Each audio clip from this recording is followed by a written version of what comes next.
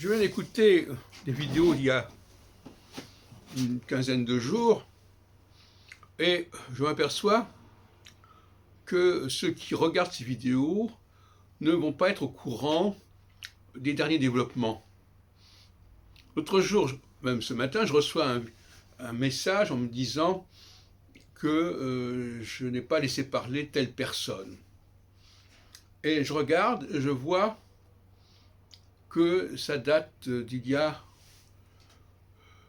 30 ans. C'était un congrès à Montluçon en 91. Quelqu'un me dit, vous ne laissez pas parler M. Billon. Il n'emploie pas le passé, il ne dit pas, vous n'avez pas laissé, vous ne laissiez pas parler. Il dit, vous ne laissez pas. Donc finalement, les gens regardent une vidéo et ils croient que c'est en temps réel, que c'est maintenant. C'est assez comique. Alors, je reviens sur la question. Dans ma discussion, mon entretien d'une heure et demie avec Dominique, le directeur de la BINA, de la Bibliothèque internationale de numérisation et d'astrologie, je parlais de Jupiter. Mais entre-temps, j'ai introduit la notion selon laquelle on serait passé d'une astrologie saturnienne, à une certaine époque de l'histoire de l'humanité, à une astrologie jupitérienne. Donc voyez-vous, déjà, les propos que je tiens il y a 15 jours sont dépassés d'une certaine manière. En tout cas, il faut les remettre dans une autre perspective. Voyez-vous. Donc je voudrais mettre en garde les gens qui suivent mes vidéos de bien respecter la chronologie des choses.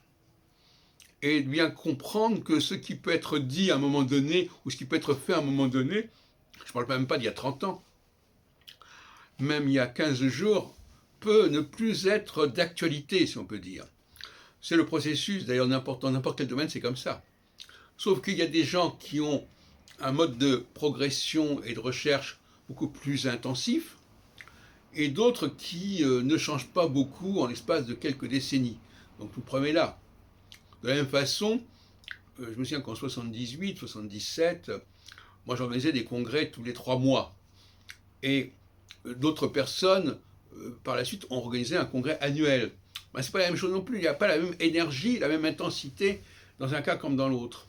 Or moi, j'ai introduit une certaine intensité. Et j'aimerais bien qu'on en tienne compte.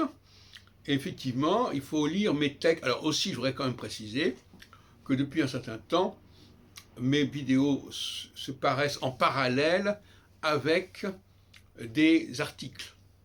Il faut lire les deux. Il faut lire à la fois les articles et les vidéos. Et que ces articles figurent notamment sur le site nofim, nofim.unblog.fr.